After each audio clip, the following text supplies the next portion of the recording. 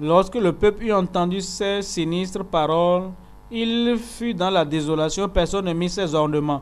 Et l'Éternel dit à Moïse, dit aux enfants d'Israël, vous êtes un peuple au cou raide. Si je montais un seul instant au milieu de toi, je te consumerai. Ôte maintenant tes ornements de dessus toi, et je verrai ce que je te ferai. Les enfants d'Israël se dépouillaient de leurs ornements en s'éloignant du mont Horeb. Ôtez ces choses de votre corps, ne les utilisez plus. Parce que Dieu disait que personne ne devait percer les oreilles de ses enfants, ses oreilles. Aucune marque ne devait être faite sur le corps. Alors ces choses n'étaient plus utilisées. Les gens justes n'utilisent jamais ces choses. Seuls les esclaves devaient avoir les oreilles percées. L'esclave qui ne veut pas quitter son maître, on devait l'amener au poteau de la porte et percer son oreille pour qu'il y ait un trou là-bas. Chaque fois qu'on voit le trou, on dira ça c'est un esclave qui aime son maître. Et maintenant le trou là, qu'est-ce que tu mets? Dieu merci, tu t'es repenti. Dieu merci, tu t'es repenti. Répétez-le. Ne mettez plus ça sur un enfant. Vous allez répondre devant le Dieu vivant pour avoir percé les autres de cet enfant, pour avoir fait ces trous, pour avoir vendu cet enfant en esclavage. Ne percez aucune oreille d'aucune fille. Est-ce que vous entendez? Une fois encore, nous considérons ces pieds d'achoppement qui conduisent l'Église de Dieu en enfer. Oui. Quand vous lisez le livre, vous allez voir les détails. Maintenant, l'autre aspect, 78, Dieu mit les bijoux sur Jérusalem. Ézéchiel 16, 1 à 16. Ézéchiel 16, 1 à 15. Qu'est-ce que Dieu disait à Ézéchiel ici? Dieu parlait de quoi? La parole de l'Éternel me fut adressée en ces mots. Fille de l'homme, fais connaître à Jérusalem ses abominations. Dieu parlait à qui? À Jérusalem.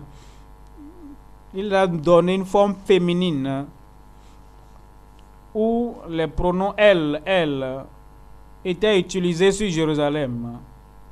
Ça ne veut pas dire que Dieu parlait à une femme en réalité, non.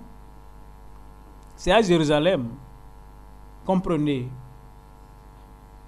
Ainsi parle l'Éternel à Jérusalem. L'Éternel, tu diras ainsi par l'Éternel à Jérusalem, par ton origine et ta naissance, tu es du pays de Canaan. Ton père était un Amoréen. Et ta mère, à ta naissance, au jour où tu naquis, ton nombril n'a pas été coupé. Tu n'as pas été lavé dans de l'eau pour être purifié. Tu n'as pas été frotté avec du sel. Tu n'as pas été enveloppé dans des langes. Tu n'as porté sur toi un regard de pitié pour te faire une seule de ces choses.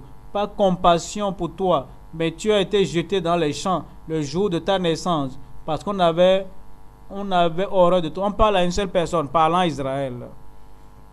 Tout Israël. Et dit, quel commencement as-tu? Pourquoi est-ce que tu es orgueilleuse aujourd'hui? Quel commencement as-tu? Est-ce que quelqu'un se souciait de toi? Tu n'étais pas jeté. Je passais près de toi, je t'aperçus baigné dans ton sang. Et je te dis, vis dans ton sang. Je te dis, vis dans ton sang. J'étais multiplié par 10 milliers, comme les herbes des champs. Et tu pris de l'accroissement. Tu grandis. Tu devins d'une beauté parfaite. Tes seins se formèrent. Ta chevelure se développa. Mais tu étais nu. Entièrement nu. Je passais près de toi. Je te regardais, voici. Ton temps était là. Il représentait tout Israël comme une femme. Voyez maintenant, vous étiez nus. Tout était nu, exposé, plein de sang quand tu étais né. Qui se souciait de toi en ce moment-là? Maintenant, je suis venu et j'ai tout fait. Et j'ai dit de vivre. J'ai tout fait pour que tu vives. Maintenant, tu vis. Et tes seins se formèrent. Ta chevelure se développa. Mais tu étais entièrement nu. Je passais près de toi. Je te regardais et voici, ton temps était là, le temps des amours. J'ai entendu sur toi le pan de ma robe. Je couvris ta nudité. Je te jurai fidélité. Je fis alliance avec toi, dit le Seigneur l'Éternel, et te fus à moi. Je te lavai dans l'eau. Je fis disparaître le sang qui était sur toi, et je t'oignis avec de l'huile. Je te donnai des vêtements brodés et une chaussure de peau teinte en bleu. Je te ceignis de fin lin et je te couvris de soie. Je te parai d'ornements. Je mis des bracelets à tes mains, un collier à ton cou. Il dit, tu as grandi maintenant, je t'ai vu, c'est toi, je vais t'épouser. Et je suis venu, je t'ai porté, j'ai dit, tu seras à moi. Je t'ai bien habillé, je t'ai fait décorer, et j'ai dit, tu seras à moi. Je te parai d'ornements, je mis des bracelets à tes mains, un collier à ton cou, je mis un anneau à ton nez, des pendants à tes oreilles, et une couronne magnifique sur ta tête. Ainsi tu fus paré d'or et d'argent, et tu fus vêtu de fin lin, de soie et d'étoffe brodée. La fleur de farine, le miel et l'huile furent ta nourriture. Tu étais d'une beauté accomplie, digne de la royauté. Et ta renommée se répandit. Est-ce que c'est une femme à qui Dieu parlait? Non. Mais les femmes utilisent ces choses pour se parer. La vaine gloire, la beauté est vaine. Comme une vraie femme, tu ne dois pas poursuivre ces choses, c'est les prostituées qui poursuivent ces choses. Ce n'est pas les chrétiennes, pas les femmes pieuses, mais les éléments utilisés pour la décoration humaine et pour la beauté. Dieu en a fait on a utilisé une forme imagée. J'étais décoré Jérusalem. J'ai amené ceci, et tu es devenu une grande nation, une prospérée pour devenir un royaume. Et ta renommée se répandit parmi les nations à cause de ta beauté, car elle était parfaite grâce à l'éclat dont je t'avais orné, dit le Seigneur l'Éternel. Mais tu t'es confié dans ta beauté et tu t'es prostitué à la faveur de ton nom. Tu as prodigué tes prostitutions à tous les passants tu t'es livré à eux. Tu es belle maintenant. Ça t'a rendue orgueilleuse. C'est ce que Dieu dit. Évitez cette beauté charnelle. Vous pouvez faire comparer cela. Étant tombé, tu jouais à la prostitution. Vous amenez d'autres dieux dans votre pays. Vous adorez d'autres dieux. Les étrangers sont venus vers vous maintenant. Et vous célébrez leur Dieu. De ce que moi j'ai fait pour toi. Je t'ai rendu grande pour moi-même. Maintenant tu es devenue orgueilleuse. Maintenant tu es en train d'amener des gens. Tu joues à la prostitution, aux idoles, ou avec les dieux étrangers. Ces passages et beaucoup d'autres, de façon métaphorique, parlent de Jérusalem qui est dépeinte ici comme une femme. Les articles que les femmes utilisent pour se rendre belles sont les articles que Dieu a dit qu'il a investi sur Jérusalem pour la rendre belle. Ce que Dieu dit dans ce passage, c'est que lui, le Créateur, a déposé assez de minerais solides dans le sol de Jérusalem et a pu prospérer Jérusalem, qu'elle est devenue glorieuse et connue dans le monde. Les enfants d'Israël étaient orgueilleux de Jérusalem, qui se sont tournés vers l'idolâtrie et ont servi les dieux des nations environnantes. Notez que plusieurs de ces déclarations figurées parlent d'Israël et la femme idolâtre, montrent vraiment comment les idolâtres ou les femmes prostituées se parlent dans la Bible. Ici, Dieu parle ici aussi du port des bijoux sur Jérusalem comme une nation et non d'une vraie femme. Ni dans l'Ancien ni dans le Nouveau Testament, aucune femme pourra dire Dieu a mis de bijoux sur elle. Tout ceci est interdit par les Écritures pour la parure personnelle. Les déclarations allégoriques faites ici ne justifient pas leur utilisation dans la parure corporelle par un homme ou une femme. Est-ce que vous pouvez acclamer encore Jésus?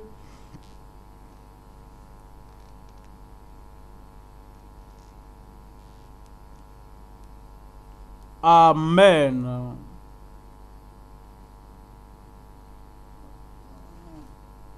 Page 83.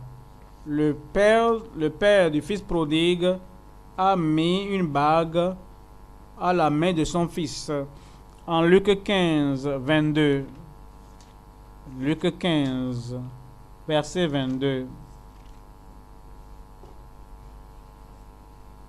Mais le père dit à ses serviteurs, apportez vite la plus belle robe et l'en remettez. Mettez-lui un anneau au doigt et des souliers aux pieds. Jésus a raconté cette histoire à son auditoire, que ce soit une vraie histoire ou une histoire formulée. Ce que nous devons chercher dans une parabole est le message qu'il transmet.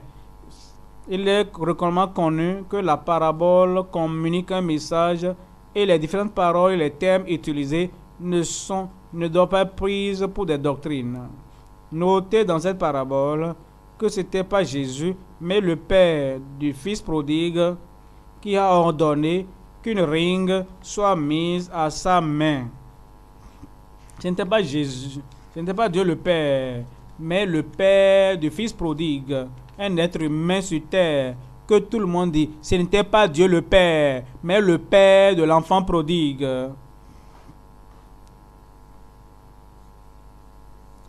Ne trébuchez pas ici. Ça peut être une vraie histoire qui était au temps de Jésus, un vrai événement, parce que les fils prodigues sont trouvés de temps en temps et les parents se réjouissent. Ça pouvait être une vraie histoire qui s'est passée au temps de Jésus, mais il donne l'histoire pour donner un message, parce que Jésus a utilisé cette histoire. Les bagues sont acceptées. C'était le père de l'enfant prodigue qui a mis la bague à la main de son fils et non Dieu le Père, pas Jésus-Christ.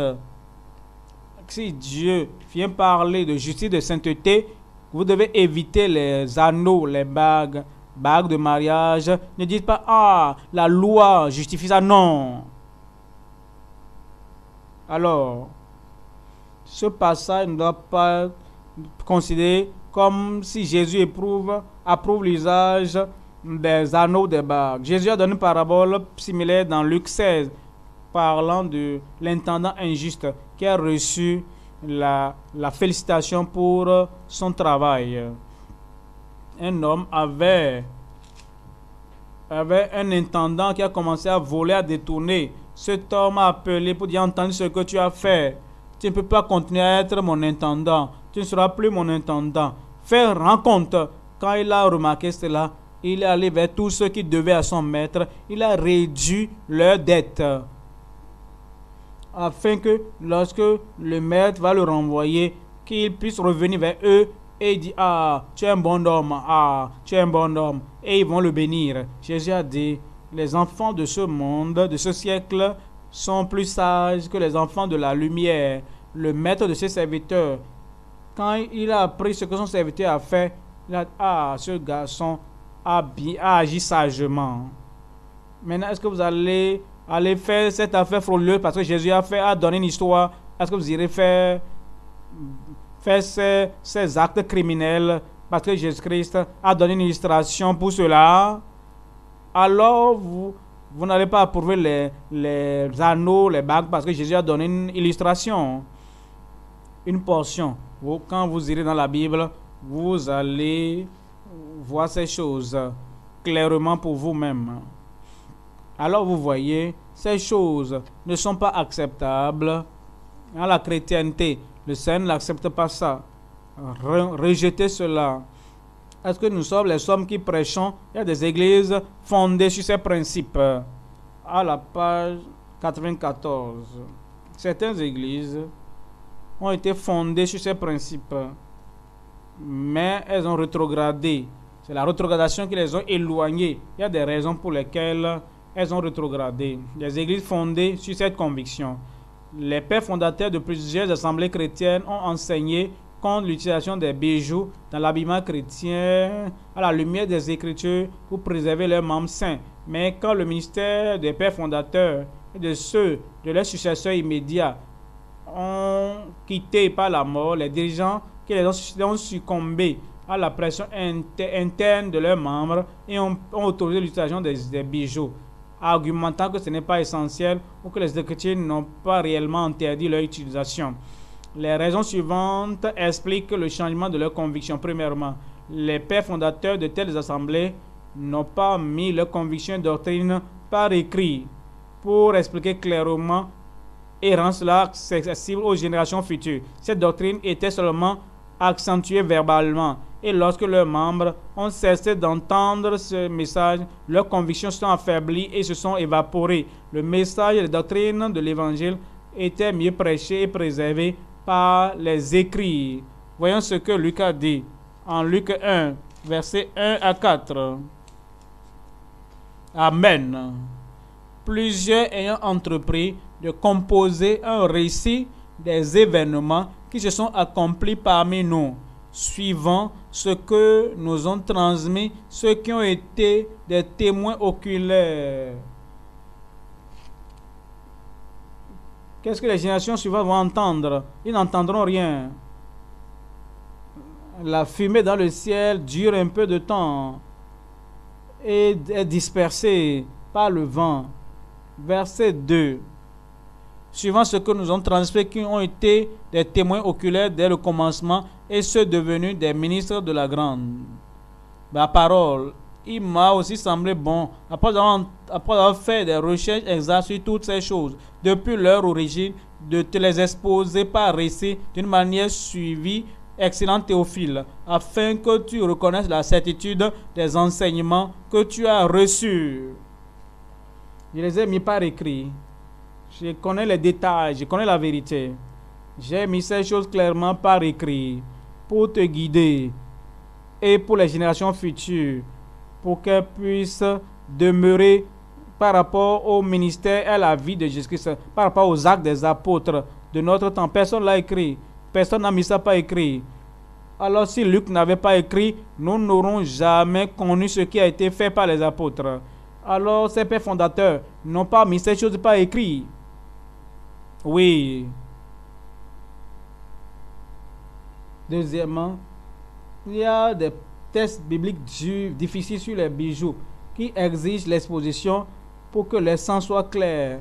Lorsque ces tests ne sont pas correctement interprétés, ils deviennent des pierres d'achoppement qui peuvent conduire plusieurs à perdre leur conviction sur la doctrine. L'apôtre Pierre a reconnu qu'il y a des portions des Écritures qui sont difficiles à comprendre, que ceux qui sont illettrés et instables vont mal interpréter pour leur propre destruction, pour la destruction de ceux qui les écoutent.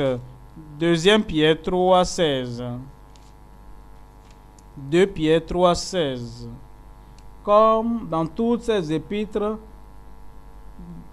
dans 2 Pierre 3, 16, dit: car c'est ce qu'il fait dans toutes les lettres où il parle de ces choses dans lesquelles il y a des points difficiles à comprendre, dont les personnes ignorantes et mal affermies tordent le sens comme celui des autres Écritures pour leur propre ruine.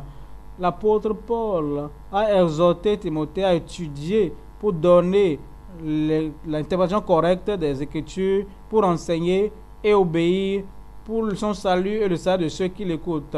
Efforce-toi de présenter devant Dieu comme un ouvrier qui n'a point à rougir et qui dispense droitement la parole de la vérité. C'est ce qu'il doit faire. Il doit obéir au Seigneur. 1 Timothée chapitre 4. 1 Timothée chapitre 4, versets 15 et 16.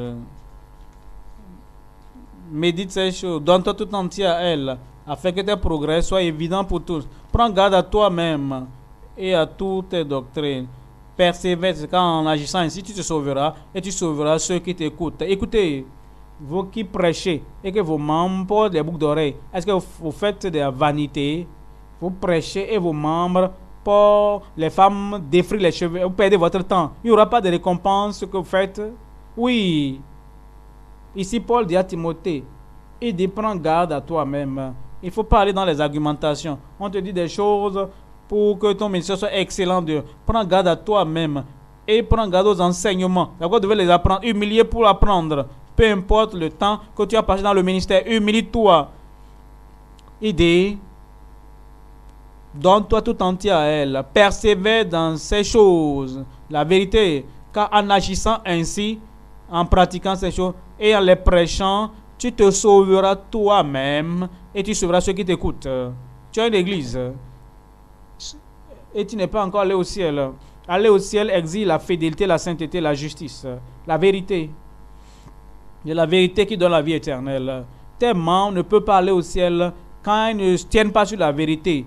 Alors, prêcher à une assemblée qui porte des bijoux, qui défrit les cheveux, qui porte des pantalons, tu es en train de gaspiller ton temps, toi et ses membres. Vous irez en enfer. À moins que tu dis, j'ai enseigné, n'écoute pas. J'ai fait ça. Et je n'ai si je ne pas, ils vont pas, tu compromets, tu n'es pas digne pour le ciel, compromettant. Si Jésus-Christ n'était pas venu sur la terre, tu vas souffrir. Est-ce que tu seras sauvé? Si les apôtres s'étaient hasardés, est-ce que toi tu seras sauvé? Et tu refuses parce que les offrandes vont baisser, l'homme là va partir, la femme là va partir, et tu compromets, et tu fermes la bouche, et un chien qui n'aboie pas. Et quelle est ton utilité quand est-ce que c'est pour rester là et un chien n'aboie pas? Est-ce que c'est pour montrer qu'il y a seulement un chien pour qu'il ait peur? C'est ce que la parole de Dieu dit. Écoutez la parole, pratiquez la parole, obéissez à la parole. Nous avons passé beaucoup de temps sur cela. Nous devons toucher un peu maintenant sur quelques autres éléments. Le péché, page 110. La mondanité dans les styles de coiffure, page 110.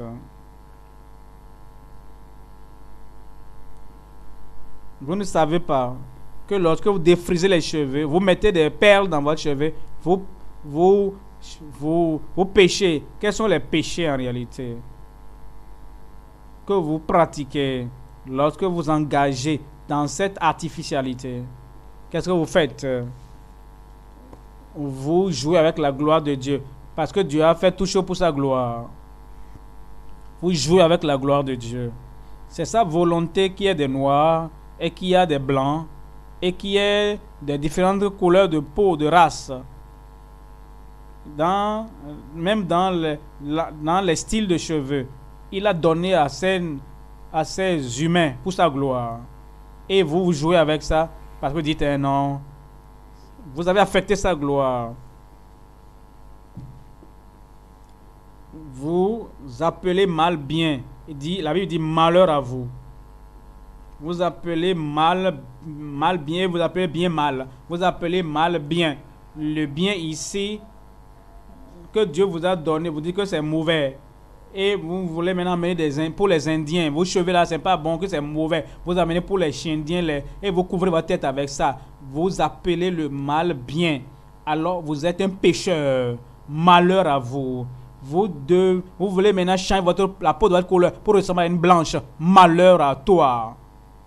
C'est l'orgueil de la vie qui cause cela dans votre vie. Et il dit, c'est un péché devant Dieu. Encore, vous êtes menteur. Et tout menteur auront le part dans l'étang de feu de soufre. Quand une personne voit tes cheveux, quand il est derrière vous, il va croire qu'il voit une Européenne. Il va croire que c'est une Chinoise ou une Indienne. Quand il regarde le visage, vos cheveux derrière sont différents des cheveux de votre visage devant. Quelle contradiction, quelle hypocrite. Vous n'êtes pas une personne originale. Vous êtes une confusion debout.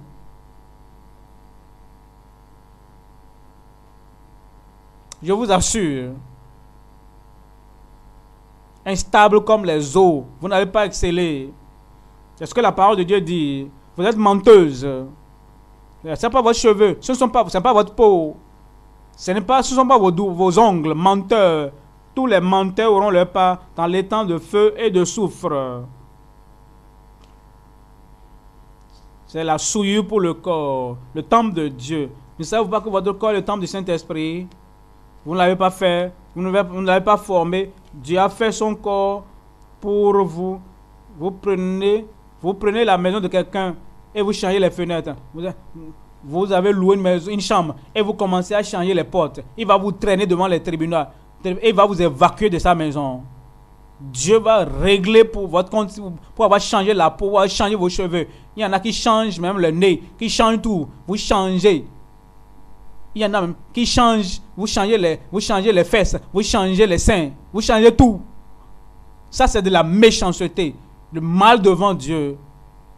Ça, c'est la parole d'un péché. C'est un péché contre Dieu. Oui. Vous accusez Dieu, le Créateur. Vous dites Dieu qui vous hait. Vous dites que Dieu hait les Africains. Vous dites que Dieu hait les autres. Que Dieu hait notre nation. Que Dieu hait. Que Dieu, tu es mauvais. Tu as donné de bons cheveux aux autres. Et quand c'est notre tour, tu étais fatigué. Tu n'as pas attendu pour te reposer. Et tu nous as donné des cheveux courts. C'est pas ce que vous dites à Dieu, ça? Est-ce que le pot, est-ce que le vase peut défier le potier? Pourquoi est-ce que vous défiez Dieu? En mettant des choses artificielles sur votre vie. Pourquoi vous le défiez? C'est un péché, c'est un défi contre Dieu, le Créateur. Encore, c'est la pratique des hommes et des femmes de pensées dépravées. C'est parce que vous n'êtes pas intéressé à la justice que Dieu vous a donné et vous êtes livré à des pensées éprouvées pour faire ce qui n'est pas convenable. Vous n'êtes pas un être humain raisonnable. Vos sens ne sont plus corrects. Que Dieu le répète, vos sens ne sont pas corrects. Exactement. Quand vous donnez à un enfant à manger, et il prend la nourriture, il verse ça sur la tête. Qu'est-ce qu'il fait? Est-ce que les sens sont encore en force? On ne va pas condamner l'enfant parce qu'il est encore petit. Mais quand on voit une grande femme comme toi, Dieu t'a donné de très bons cheveux, tu changes ça. Dieu t'a donné une bonne peau qui peut résister à beaucoup de choses dans la vie. Tu as changé la peau là et tu as dépigmenté la peau là.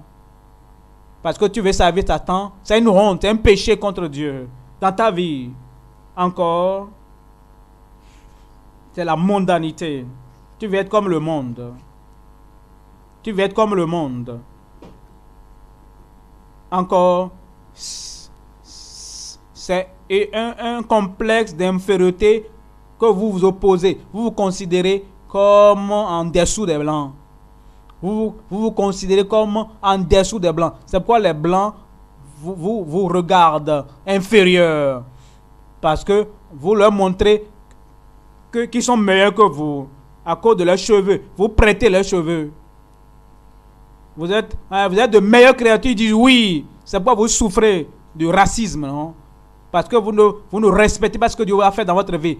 Vous ne vous réjouissez pas de la couleur de votre peau. Vous ne vous réjouissez pas de la texture de vos cheveux. Vous n'êtes pas contente que c'est glorieux, que c'est beau. Et vous ne savez pas que certains blancs, ils sont jaloux, ils envient vos cheveux. Au lieu de leur permettre d'exprimer la gloire à Dieu pour vos cheveux, vous allez les confondre. Et vous annoncez que nous sommes inférieurs à vous. Ne me comptez pas parmi vous. Par la grâce de Dieu, je ne suis pas inférieur à aucun blanc. Je suis un grand homme. Merveilleusement créé par Dieu, le Créateur. Alléluia. Oui. Et qu'est-ce que vous avez même fait à ces gens-là? Vous les rendez orgueilleux. C'est pourquoi la conversion devient difficile pour eux. Ils sont des êtres supérieurs. Vous les considérez comme des anges, des blancs. Est-ce que c'est à cause de la langue qu'ils utilisent? Non, c'est leurs cheveux et leur peau. Ah, nous tous, on doit leur ressembler. Vous les rendez orgueilleux. Ils n'écoutent plus Dieu. Ils n'obéissent plus à Dieu. Parce qu'ils se sentent supérieurs. Ils sont devenus dieux eux-mêmes. Parce que les Africains ont fait d'eux des dieux. Les autres êtres humains ont fait d'eux des dieux. Et ils sont durs, endurcis. Vous allez payer pour ça, vous empêcher de se repentir. Vous allez les exalter au-dessus de toute chose. Ça, c'est la parole de Dieu qui vous parvient. Oui. Vous êtes un exemple qui dévie.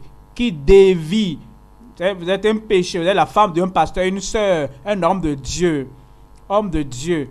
Et qui met des perles dans les cheveux. Les gens suivent un tel homme de Dieu. Vous êtes une sœur, une femme de Dieu. Vous êtes ceci ou cela.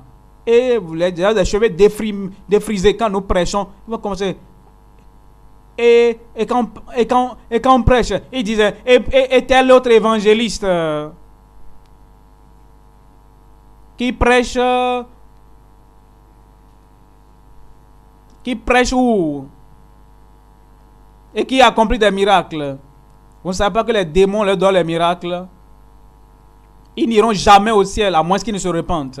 Jamais. Jamais. C'est ce que Dieu veut que vous compreniez. Prenez garde. Et soyez avertis de toutes ces choses artificielles dans votre vie. Et ces femmes qui portent les pantalons, quel est le péché du port des péchés? C'est une affaire sérieuse. Les culottes, les mini-jupes, l'utilisation des péchés, des pantalons par les femmes est orchestrée par le diable pour combattre Dieu. La Bible nous dit que Dieu a donné un commandement que quiconque regarde une femme et la convoite dans son cœur a fait quoi? A commis adultère avec elle déjà. Satan passe par la femme pour détruire les hommes et chasser Adam du jardin. Ah, Jésus vient. Nous allons utiliser la femme aussi pour veiller à ce que Jésus-Christ trouve l'église vide. Il ne va pas trouver les gens. Comment va-t-il le faire? Il amène la femme à exposer des parties privées par des habits terribles. Terribles. Et tous les suivent maintenant. Il expose le derrière et court parti par là, comme une rivière qui coule. Le devant est exposé. Dès que l'homme la voit, la première chose que l'on voit, c'est les parties privées du corps. Pour qu'il n'y ait plus de justice sur la terre. Et certains viennent même sur l'autel en pantalon et exposent pour dire, oh Seigneur Dieu Tout-Puissant, comme si le ciel veut tomber du ciel. Si le feu veut, parce qu'il veut éteindre la justice. Des agents du diable combattant la justice sur la terre pour qu'il n'y ait pas de justice. S'asseyant pour exposer les parties privées. Que le Seigneur te délivre. Il t'a amené ici pour ta délivrance. Où sont les sœurs qui ont été déjà délivrées? Montrez-les qu'il y a des délivrances qui les attendent ici. Sœurs, vous avez été délivrées déjà. Levez-vous sur vos pieds et balancez les mains. Alléluia. Ces mains, celles ont été déjà délivrées. Celles-là ont été déjà délivrées. Voyez l'habillement. Voyez l'habillement. Les habits de justice, des habits propres, des habits de sainteté. Aucune partie n'est exposée au diable. Les autres vont vous suivre aussi. J'ai dit les autres vont vous suivre. C'est ce que nous disons. On dit, en tant que policier, on doit apporter ça. Tu vends ton arme pour l'argent. Pour faire le service militaire, si on ne porte pas pantalon. En tant que soldat, mon frère, ma soeur, ces choses, tu ne peux pas vendre la vie éternelle pour l'argent. Si tu connais le nombre de personnes que tu détruis, tu sauras que tu n'iras jamais au ciel. Gouvernement et Dieu qui est supérieur. C'est à cause de la rétrogradation de la chrétienté. Quand les gouvernements commençaient à sortir ces lois, les chrétiens, les églises ensorcelées par le diable se sont tués et ont permis au diable de conduire les membres en enfer, les femmes en enfer, à cause de l'argent. Nous disons non aux femmes chrétiennes qui portent des pantalons et d'autres habits masculins, qu'ils soient en Amérique, en Europe, africains ou en Asie. Nous disons non. Vous se cachez que les pantalons sont fabriqués spécialement pour les femmes. Nous disons non à la croyance que les dirigeantes, des femmes, des dirigeants populaires sont utilisés en Amérique, quel que soit le nom qu'on appelle, iront aussi. C'est un mensonge. Nous disons non. à la corruption, au port des pour les enfants qui remplissent les garde-robes des enfants, filles, de ces choses. Disons non. Parce que les ministres portent des pantalons dans leur ministère, ne sont pas seuls. Disons non aux institutions qui traitent les femmes comme des hommes en leur donnant les mêmes codes d'habillement. Disons non.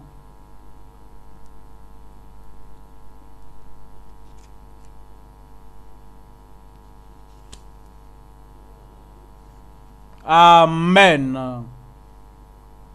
Maintenant, et que dirons-nous de couverture de la tête? L'Église corrompue a permis aux femmes de laisser leur tête non couverte dans l'Église, page 170. Ont permis aux femmes de ne pas couvrir leur tête dans l'Église de Christ.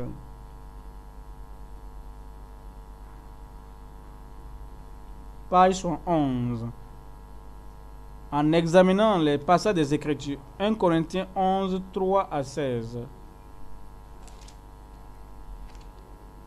1 Corinthiens 11, 3 à 16.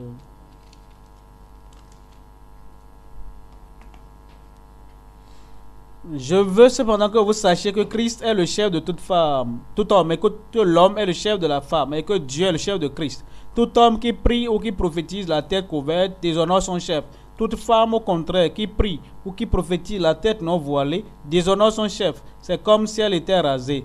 Car si une femme n'est pas voilée, qu'elle se coupe aussi les cheveux. Or, il est honteux pour une femme d'avoir les cheveux coupés ou d'être rasée, qu'elle se voile.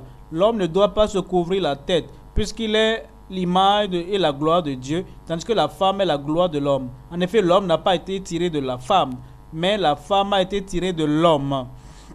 Et l'homme n'a pas été créé à cause de la femme, mais la femme a été créée à cause de l'homme. C'est pourquoi la femme, à cause des anges, doit avoir sur la tête une marque de l'autorité dont elle dépend. Toutefois, dans le Seigneur, la femme n'est point sans l'homme, ni l'homme sans la femme. Car de même que la femme a été tirée de l'homme, de même l'homme existe par la femme et tout vient de Dieu. Jugez-vous en vous-même. Est-il convenable qu'une femme prie Dieu sans être voilée? La nature même ne vous enseigne-t-elle pas que c'est une honte pour l'homme de porter de longs cheveux, mais que c'est une gloire pour la femme d'en porter parce que la chevelure lui a été donnée comme voile? Si quelqu'un se plaît à contester, nous n'avons pas cette habitude, non plus que les églises. Verset 3. Dieu est le chef de la femme, bien quand il est venu comme fils de Dieu dans le monde pour le salut de l'homme, il a pris sur lui-même la forme d'un serviteur et il était soumis à Dieu dans le ciel. Christ est le chef de l'homme, il est le Seigneur de tous. L'homme est le chef de la femme parce qu'il a été créé avant elle et il a reçu le droit des chefs. La femme a été créée pour verset 4. Ce verset introduit la question de la couverture de la tête et commence par l'homme. L'homme priant ou prophétisant ne doit pas avoir sa tête couverte. Le fait ainsi, il déshonore Christ, son chef. De toute évidence, ne pas couvrir sa tête ne veut pas dire qu'il ôte les cheveux de sa tête. Au contraire, cela veut dire couvrir sa tête avec un chapeau. Ne pas couvrir sa tête avec un chapeau ou tout autre type de voile utilisé pour la couverture. Cette instruction est nécessaire parce que c'est une habitude orientale et une pratique pour les femmes de couvrir leur tête avec un voile. Aujourd'hui, beaucoup, avec le type d'évêques, portent des chapeaux comme un emblème de leur rang. Cette couverture sur leur tête n'est jamais ôtée au cours de la prière ou au culte de l'Église. C'est une désobéissance directe aux Écritures. C'est malheureux que de tels viennent de ceux-là qui président sur le peuple de Dieu. Malheureusement pour certaines de ces églises, l'évêque porte un chapeau et quel que soit le nom qu'il se porte dans l'église, une désobéissance directe, vous n'en faites pas attention. Et l'évêque prie Dieu Oh Dieu, et vous êtes assis là-bas.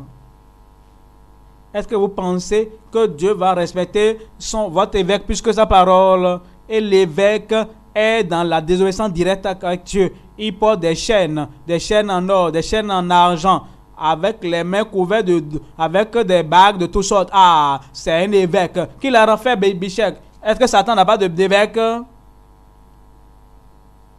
Vous n'êtes pas prêt pour le ciel. Quand vous ne pouvez pas voir la vérité et la suivre, quand vous ne pouvez pas voir le mal et fuir, oui, ah, ils aiment la justice. Haïssez le mal. Haïssez le mal. Si quelqu'un vient vers vous et n'apporte pas cette doctrine, ne le recevez pas et ne le dites pas salut. Qui vous a vendu dans cette dénomination? Dieu vous envoie dans l'église anglicane, Dieu vous envoie dans l'église méthodiste. Est-ce que Dieu vous envoie dans l'église catholique? Est-ce que vous en vendu dans ces églises-là? Et Dieu, c'est là où tu m'as amené. Vous n'êtes pas prêt pour le ciel. Voilà pourquoi vous permettez à l'impiété de continuer. Vous ne dites rien, vous ne défiez pas. Si Martin Luther n'avait pas défié ça, est-ce qu'on aura des protestants? Est-ce qu'on aurait eu la vie de Christ comme nous l'avons aujourd'hui? Alors soyez informés. Oui. Verset 5. La femme est instruite de garder sa tête dans une condition contraire à celle de l'homme. Elle doit couvrir la tête lorsqu'elle prie ou prophétise. Ne pas le faire, c'est déshonorer l'homme, son chef, et désobéir à l'ordre établi par Dieu. Cela veut dire que pendant l'homme doit ôter son chapeau ou tout ce qu'il a comme voile sur la tête, la femme doit laisser son voile sur le voile sur sa tête ou mettre le voile sur la tête. Ça n'emporte pas. Ne pas couvrir sa tête par un voile a la même implication comme si elle était rasée. Verset 6. Ce verset présente 3 conditions différentes que la tête peut avoir: couverte par un voile, ne pas couverte par un voile, rasée, la condition dans laquelle le cheveu est complètement enlevé. Cinquièmement, ce verset dit, si la femme ne veut pas pratiquer la première chose, qu'elle pratique la deuxième chose. C'est-à-dire, si elle ne veut pas se couvrir par un voile, qu'elle rase. Mais si c'est une honte pour la femme d'être rasée, alors, de façon historique, les femmes surprises en adultère étaient rasées pour exposer leur honte en public et ridiculiser. Ne pas couvrir sa tête quand elle prie ou prophétiser expose sa honte dans la présence de Dieu. Pour éviter cela, elle doit se couvrir la tête. Laissez-moi aller rapidement. Verset 15. Verset 14.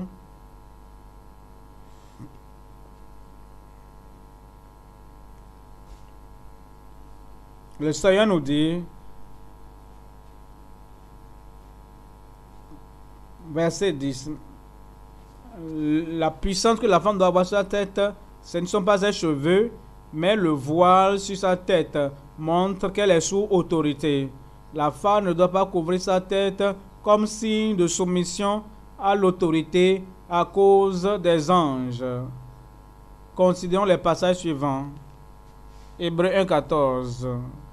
Est-ce qu'il n'y a pas des esprits qui sont tous envoyés pour ceux qui seront héritiers de la justice? Exode 23, 21, 22. Voici, j'envoie un ange devant toi pour te conduire sur la voie et pour te ramener dans le lieu que j'ai préparé. Prenez garde à lui, obéissez à sa voix, ne les provoquez pas, car il ne pardonnera pas vos transgressions, car mon nom est sur lui. Mais si vous obéissez à sa voix et faites tout ce que je vous dis, alors je serai l'ennemi de tes ennemis et l'adversaire de tes adversaires. Les anges sont des esprits au service de ceux qui sont des agents que Dieu utilise pour envoyer des bénédictions à ses enfants. En toute définitive, les anges ne vont pas vouloir voir une femme dans une condition honteuse en la présence de Dieu. Ils espèrent voir alors la subordination, l'obéissance à la parole de Dieu par ses adorateurs. Ils sont provoqués au désordre et à la désobéissance. Ils infligent le jugement au nom du Seigneur. L'Église de Dieu souffre de beaucoup de jugements. La destruction spirituelle et la défaite à cause des attitudes négligentes vis-à-vis de la parole de Dieu. C'est la sagesse de marcher dans la sécurité. Si vous êtes toujours dans le doute par rapport à cette position, il sera sage pour vous de vous conformer parce qu'il n'y a pas de possibilité de jugement pour ceux qui se conforment à cet enseignement. Mais ceux qui ne se conforment pas vont certainement auront à se condamner quand il sera trop tard. C'est ce que Dieu dit. Allons maintenant au verset 14. Les hommes ne doivent pas avoir des cheveux longs. Leurs cheveux doivent être coiffés. Naturellement, les cheveux longs ne sont pas dignes pour un homme. Cela ne le rend pas décent ou glorieux, mais vilain et affreux. Verset 15. Les cheveux longs donnent à un homme est différent de l'image que cela donne à une femme. Les cheveux longs sont faits pour les femmes. Cela est digne pour elles naturellement. C'est une gloire pour elles. Les pratiques prévalentes parmi les populations occidentales montrent que les femmes doivent porter un voile partout. La révélation des Écritures montre ici que ses cheveux lui est donné comme couverture. D'où elle est libre de laisser ses cheveux ouverts dans sa vie quotidienne. Elle doit seulement porter de voile lorsqu'elle prie ou prophétise. Dans sa vie de chaque jour et dans ses activités, qu'elle porte un voile ou pas, ou laisse ouvert, c'est son choix. Et il n'y a pas de règle chrétienne qui guide cela. De la même manière, l'homme est libre de porter un chapeau ou tout voile décent quand il n'est pas dans une assemblée chrétienne solennelle ou qu'il n'est pas dans une fonction spirituelle solennelle dans la présence de Dieu telle que décrite. Mais si une femme a de longs cheveux, c'est une gloire pour elle. Cela s'ensuit donc que cela n'est pas glorieux et indécent pour les femmes de couper les cheveux comme ceux d'un homme, d'être vues par ceux qui sont autour d'elles. Les femmes qui considèrent ces doctrines doivent avoir des voiles décents et couvrir leur tête proprement comme cela convient à l'évangile de la grâce de Dieu, et n'est pas seulement mettre un bout de papier ou un mouchoir sur la tête au cours du culte d'adoration. Le foulard doit être dénoué de mondanité, mais digne d'une profession de la piété. Ceux qui ne voient pas l'inspiration dans l'instruction de Paul sur ce sujet peuvent argumenter ou combattre contre son inspiration, mais de telles discussions ne sont pas requises lorsque nous traitons avec l'inspiration et ne doivent pas être pratiquées dans les églises de Dieu. La couverture de la tête et la chrétienté mondaine. Qu'est-ce qui cause la doctrine de la liberté? C'est la sécurité éternelle. Une fois que tu es sauvé pour toujours. Rien ne va t'éloigner. Ce mensonge donne la liberté. Tu peux porter pantalon, tu peux porter bague, tu peux commettre l'immoralité, tu peux voler l'argent, tu peux faire tout ce que tu veux. Une fois que tu es enfant de Dieu, tu es toujours enfant de Dieu. Tu as échappé à l'enfer, que Jésus est ton Seigneur, tu vas au ciel, c'est tout. Donc, on dit que tu es fils de ton père, même si on t'amène en prison. Quand tu quittes la prison, tu reviens dans la main de ton père. Il voit la filiation d'un père avec son fils sur la terre par la naissance naturelle comme égale à la filiation des chrétiens avec Dieu qui sont adoptés par Dieu. Le fils unique de Dieu. Nous sommes des enfants adoptés de Dieu. Nous sommes adoptés parce que nous sommes unis avec Jésus-Christ et nous avons accepté les conditions de la justice. Si nous déclinons et nous détournons des conditions de la justice, je vais vous cracher de ma bouche. Ça, c'est ça. Dieu merci. Il vous a donné la parole de justice. Allez la pratiquer. N'allez pas pour vous rebeller. Ne suivez pas ce que votre église ou ce que le monde dit. Alors acclamez très fort le Seigneur Jésus-Christ. Nous adorons Dieu. Levez-vous sur vos pieds et commencez à remercier le Seigneur qui a ouvert nos yeux en ce moment. Adorez-le.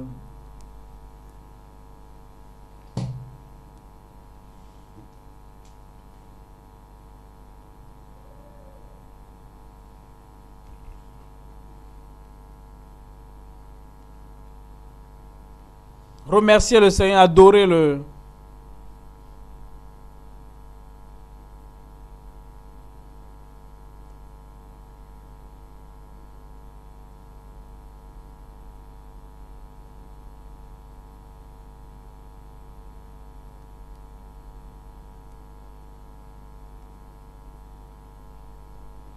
Ce que je ne vois pas, enseigne-moi. Si j'ai commis d'iniquité, je ne le ferai plus. Tous ces habillements qui exposent les parties privées, il y en a qui portent des tenues où les gens voient, qui sont transparents, les membres de la chorale ou les chantres des églises. Les épaules sont exposées, les mains sont exposées. C'est le diable. Ne portez rien de ce type. Si vous portez, ne portez pas des tissus qui exposent ou sont transparents. Les mains ne doivent pas être transparentes.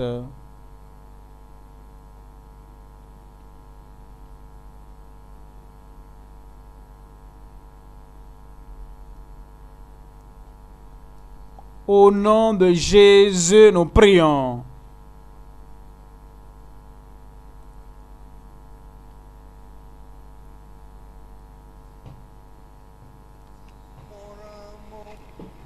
I want to know you more, more Jesus. I want to know you more, more, more, more. More, more.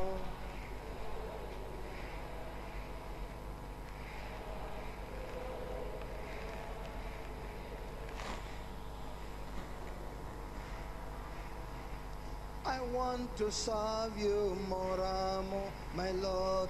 I want to serve you more, more. Yes, I want to serve you more, more, Jehovah. I want to serve you more, more, more, more. More, more.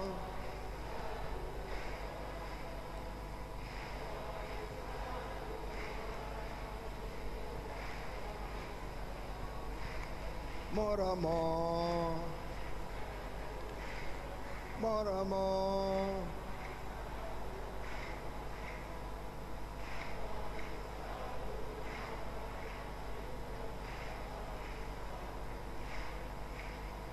I want to love you more, more, my God.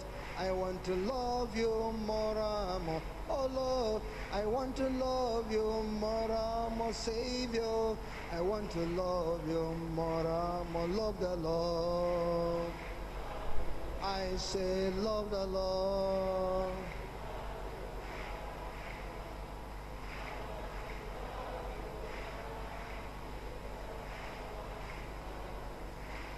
Father, I want to preach you more, more, my God. I want to preach you more, more. Jesus, I want to preach you more, more. Jehovah, I want to preach you more, more, more, more. I say more, more. More, more, more, more. I want to preach you more, more. Father, I want to thank you more, more, my God. I want to thank you more, more. Oh Lord, I want to thank you more, more, Jesus. I want to thank you more, more. Thank the Lord. I say thank the Lord. I say thank the Lord.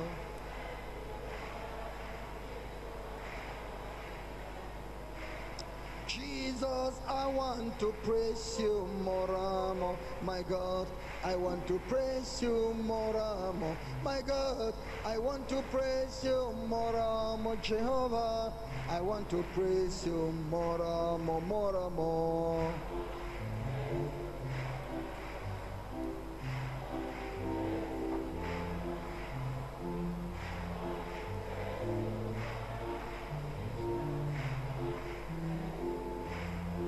Father, I want to follow you more, more. My God, I want to follow more, more.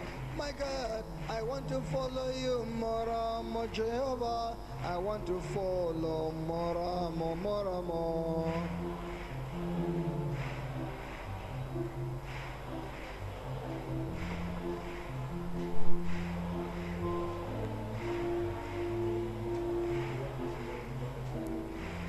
Jesus, I want to know you more, more.